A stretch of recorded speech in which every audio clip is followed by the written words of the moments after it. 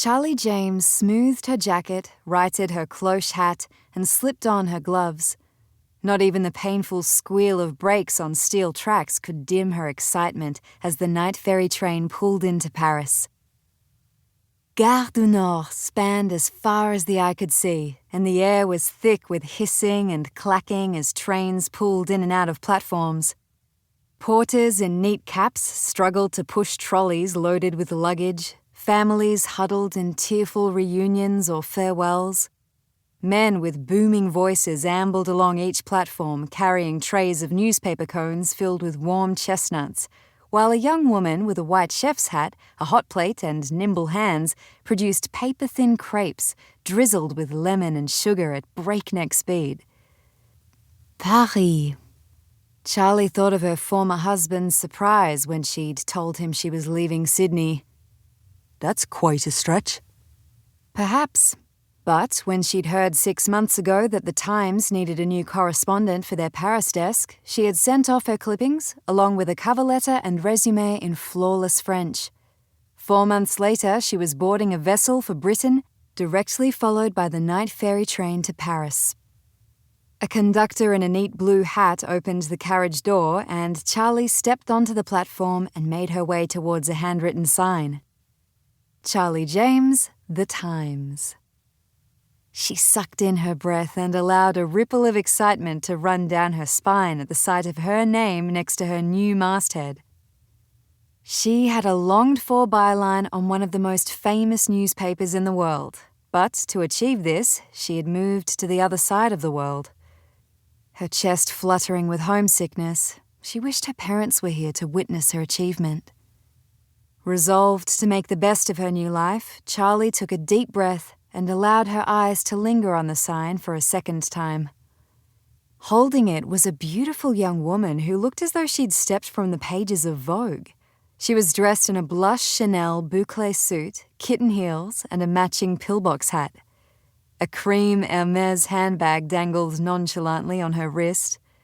Beside her stood a greying, balding, portly gentleman in a crumpled dark suit. Charlie presumed this was her new boss, the head of the Paris bureau, George Roberts. Charlie? He scratched the back of his head, face pumice. His voice was deep and very British. Short for Charlotte, she replied as wine barrels were wheeled up the platform. I can see that. His voice was a little sharp with frustration. Charlie James. She extended her hand and he shook it. His hand was fleshy, his grip firm and businesslike. He narrowed his eyes slightly and studied her face. Here was a man used to sizing people up quickly. But your byline? I would hate for people to read my work differently. Charlie jutted her chin out. Like Louis Mack. Louis Mack, eh? Her new boss nodded, but his tawny eyes twinkled with curiosity. Then you have big shoes to fill. I'll need a solid feature right away. A Paris story to prove to our man in London you are up to this desk. Understood, sir. Charlie's stomach lurched. She'd been put on notice even before the porters had unloaded her luggage. She'd wanted to be a foreign correspondent ever since her mother had taken her to a Red Cross lunch when she was 10.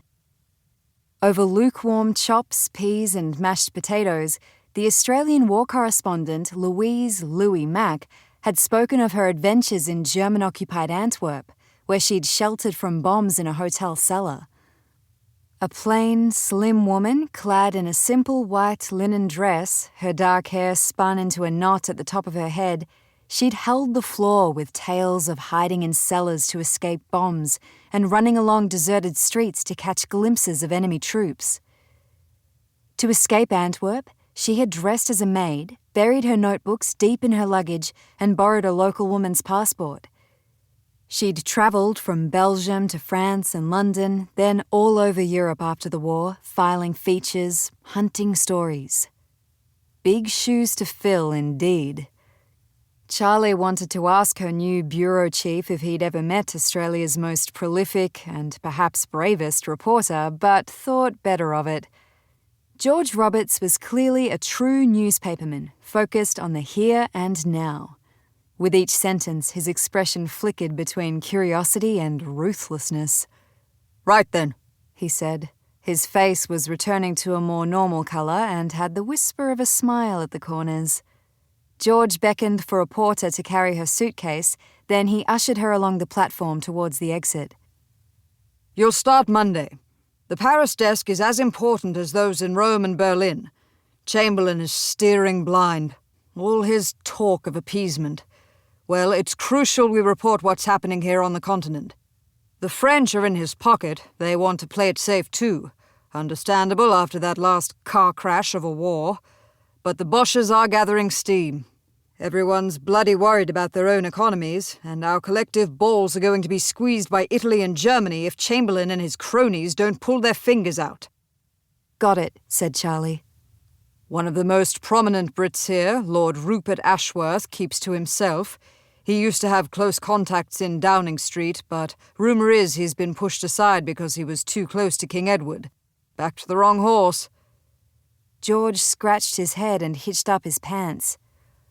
The beautiful woman beside him said nothing, but she gave Charlie an encouraging nod and a warm smile.